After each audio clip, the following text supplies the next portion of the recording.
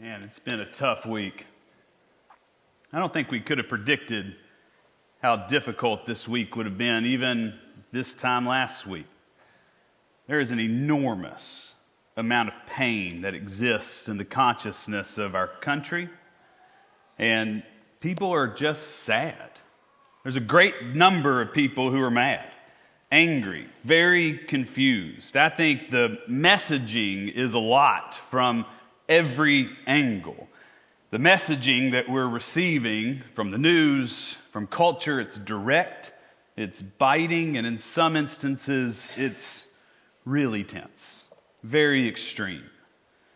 It was an innocent man's death that seems to be at the center of this pain. I would argue his death seems to be what the media cares least about. Trashing his life may be more important, but not to me. I think that's the most sad.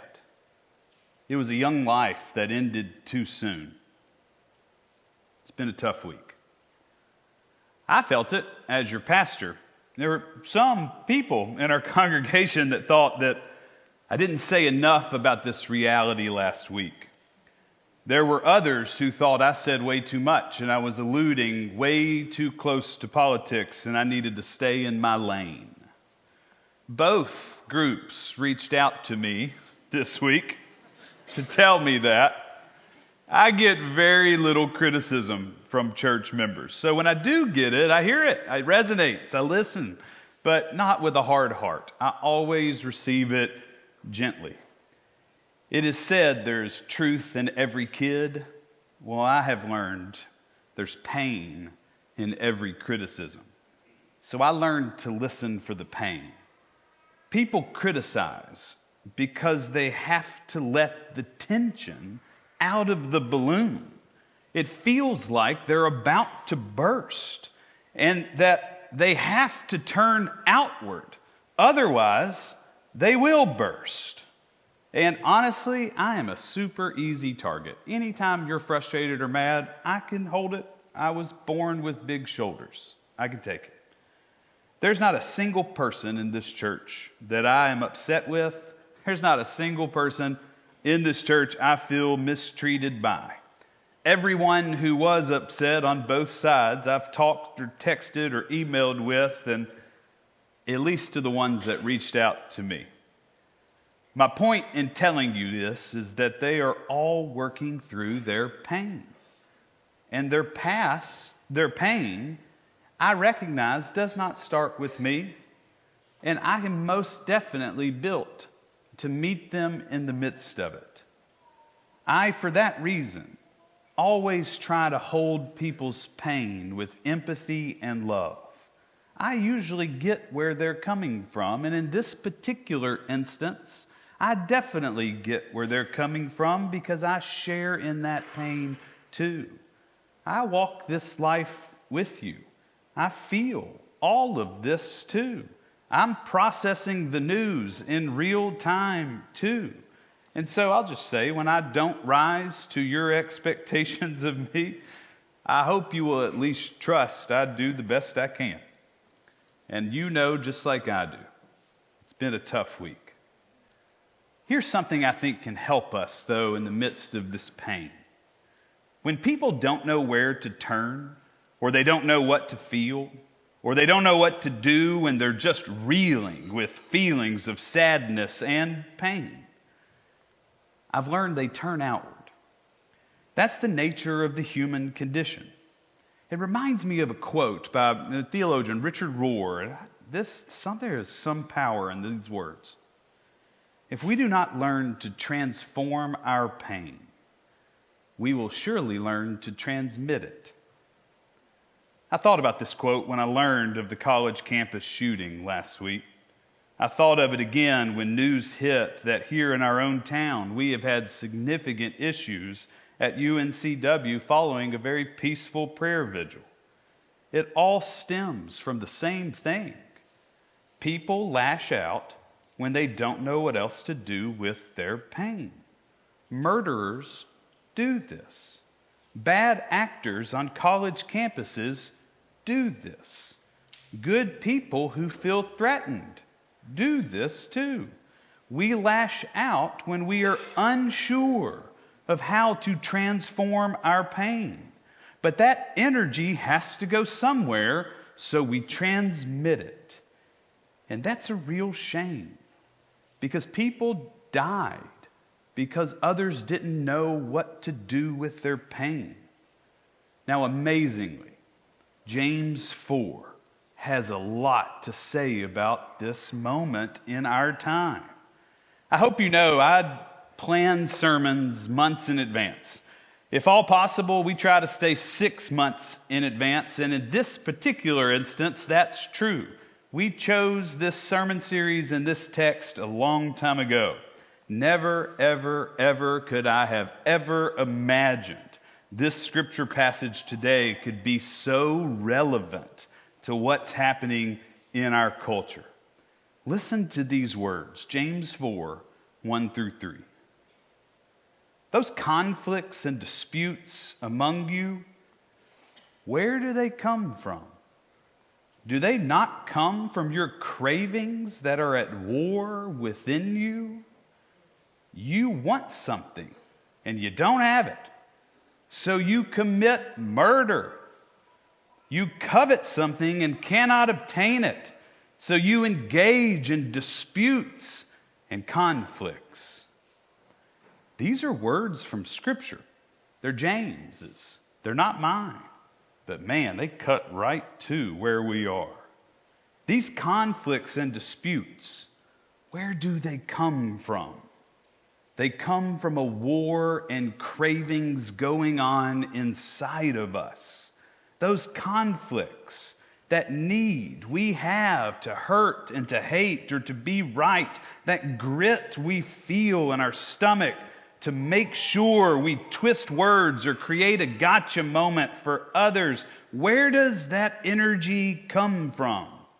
James says it comes from within. And he's not talking about you. He's talking about everyone.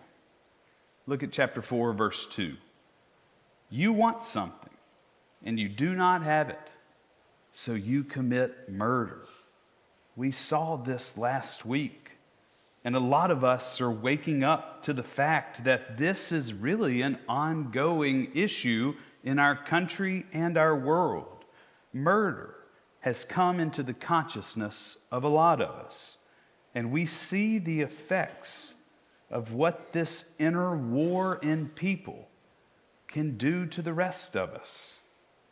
I tried to call upon that last week with a chart that I showed of how self-rejection leads to feeling like you belong in human darkness. My point last week is the same today. Death is the outcome of a life that is at war within itself. It turns war, an inner conflict, into hate. That hate spews outward into violence. That outward violence happens because we didn't know how to transform our pain. So we transmitted it on people closest to us. We were looking for relief, and now we are wounding ourselves and people around us because of it. I'm not talking about any one of you. I'm talking about culture. This happens daily in life. This is the human condition for people at war within themselves. Look at what James says. You want something and you do not have it, so you commit murder. And you covet something and cannot obtain it, so you engage in disputes and conflicts. Now, I'm trying very hard not to paint too wide of a brush, but our culture would do well to hear this challenge from James. And you covet something and you cannot obtain it, so you engage in disputes and conflicts. You transmit your pain because you don't know how to transform it. Why do we lash out in conflict? What's going on in the human condition that makes us do it? I think there's a lot of reasons. I think there are a lot of anecdotes and stories and theories and moments that could aid in this kind of discussion. And I'm not trying to say it's one answer. I am very aware that what's happening in our time is very complicated. There are a lot of vantage points, a lot of different perspectives.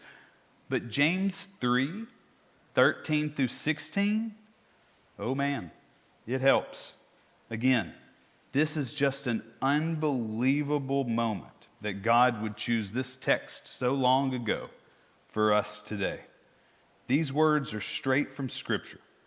The paragraph that's titled for this next section that I'm about to read is Two Kinds of Wisdom. One's really good and one's really bad. You'll be able to figure out which is which. Here's James's reason for why we engage in conflict.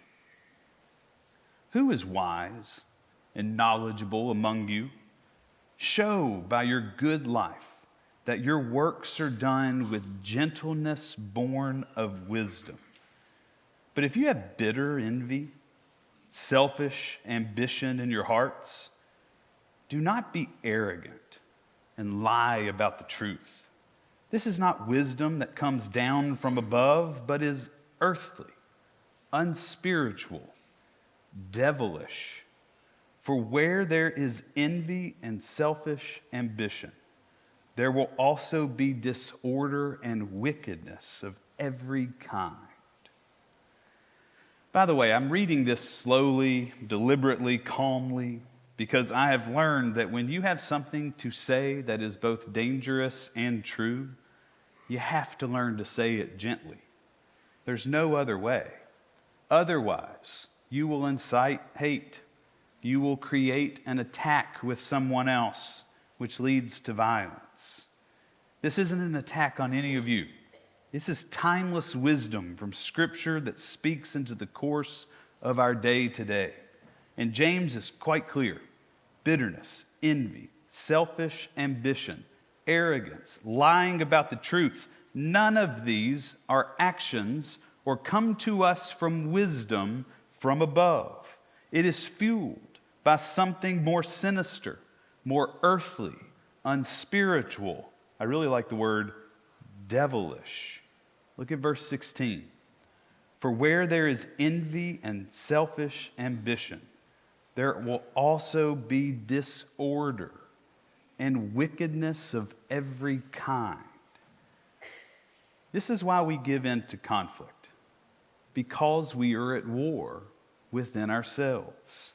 We incite conflict when we can't transform our pain, or we don't have the ability to do it. So we just transmit it on others. And this wickedness, this devilish, unspiritual activity is fueled by a wisdom from below instead of a wisdom from above.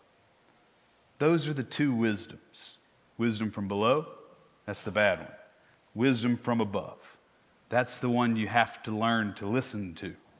Wisdom from below is wicked, devilish, unspiritual. It's best not to get too attached to that kind of wisdom. We need, in times like we are in, when there's so much controversy and division, we need wisdom from above. Look at James 3:17 and 18.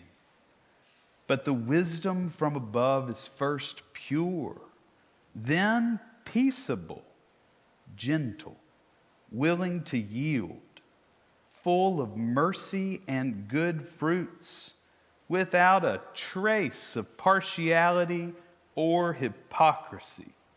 And the fruit of righteousness is sown in peace by those who make peace. I love all these words. The wisdom from above is from God, from the primordial nature of where deep love comes from, where pure, peaceable, gentle mercy comes from. The wisdom from above comes to us, Paul would say, as the fruits of the Spirit. The philosopher that I'm studying for my doctorate is Alfred North Whitehead. Now, I'm running the risk of quoting him too much, but I'm in chapter 4 of my dissertation, so just get over it for a little while longer. I'm almost done, and we don't have to talk about him anymore.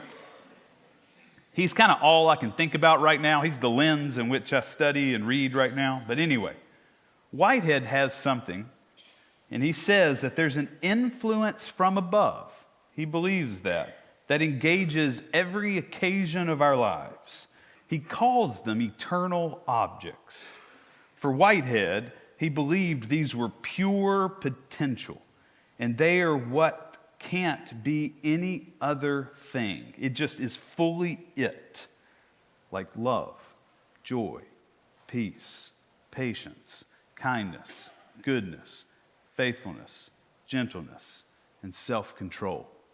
These are pure, that come from the primordial nature of God. And God puts them into our moments to influence us moment by moment. They are drops of wisdom that come from above. Paul calls them fruits of the Spirit. Whitehead calls them eternal objects. Look how James describes it again in chapter 3. But the wisdom from above is first pure, then peaceable, gentle, willing to yield, full of mercy and good fruits, without a trace of partiality or hypocrisy. And the fruit of righteousness is sown in peace by those who make peace. You want to be right? You want to live right? Then learn to live in peace. Quit warring from within yourself. It's causing you to transmit pain onto others, which is causing what James says in verse 16, disorder and wickedness of every kind. Easier said than done. So what do you do? What do we do? We have to develop a gentle mercy. We have to learn to be gentle with ourselves, which means we may need to go inward to figure out what is at war within us. And this is an inner conflict that's transmitting itself out into the world. If you hate someone else, it's because you are at war with yourself, and you're being peppered by the wisdom that comes from below. People who seek wisdom from above, they aren't at war with themselves. They are at peace, and they help make peace for people around them. At least so says James. And I think that's the antidote, and I hope you see it. Scripture is offering us a lifeline here in the midst of cultural chaos. We, the church, have to develop the ability to take our cues, especially when things get rough. We take our cues from the wisdom from above. Hear these words from James again. The wisdom from above is first pure, then peaceable, gentle, willing to yield, full of mercy and good fruits, without a trace of partiality or hypocrisy. And the fruit of righteousness is sown in peace by those who make peace.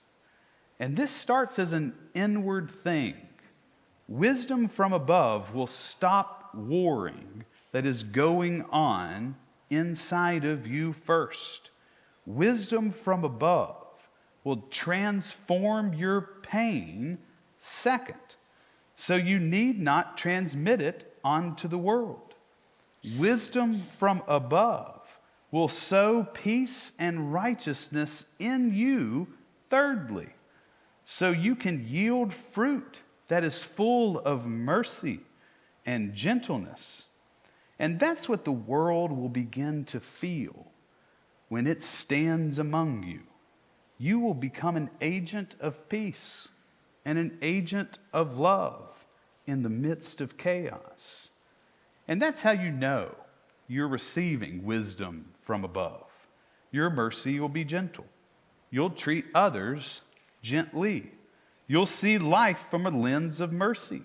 You'll see people's pain, and then you'll learn to forgive them for it, because you'll know what's really going on is they're at war within themselves.